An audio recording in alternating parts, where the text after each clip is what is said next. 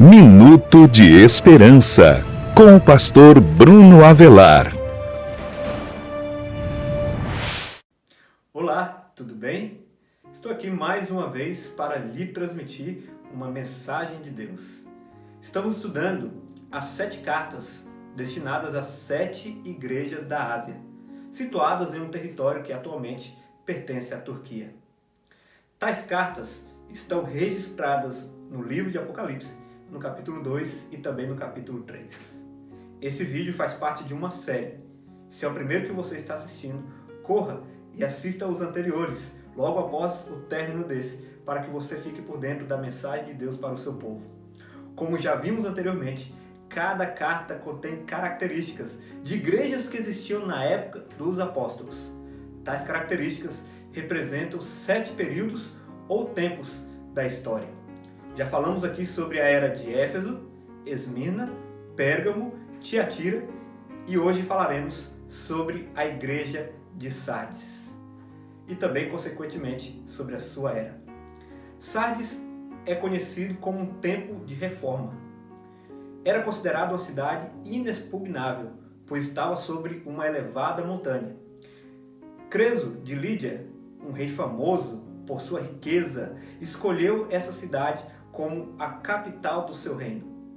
Algo interessante é que as primeiras moedas foram cunhadas ali no reino de Sardes.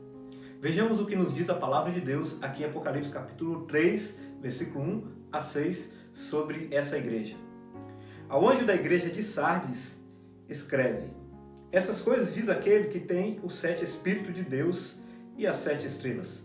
Conheço as tuas obras, que tem nome de vivo e estás morto. Sê vigilante e consolida o resto que está para morrer, porque não tenho achado íntegras as tuas obras na presença de meu Deus. Lembra-te, pois, do que tens recebido e ouvido, guarda-o e arrepende-te. Porquanto, se não vigiares, virei como ladrão, e não conhecerás de modo algum em que horas virei contra ti. Tens, contudo, em Sardes, umas poucas pessoas que não contaminaram as suas vestiduras e andarão de branco junto comigo, pois são dignas. O vencedor será assim vestido de vestiduras brancas, e de modo nenhum apagarei o seu nome do livro da vida. Pelo contrário, confessarei o seu nome diante de meu Pai e diante dos seus anjos. Quem tem ouvido, ouça o que o Espírito diz às igrejas. Nós percebemos aqui, primeiramente, Jesus reprovando a situação espiritual de Sardes, porque tinham nome de vivos, porém estavam mortos. A igreja de Sardes repousava sobre a sua espiritualidade anterior. Havia sido fundada por grandes evangelistas, porém no tempo em que foram escritas as 7 cartas, era uma igreja fria e morta, assim como a era que ela representa.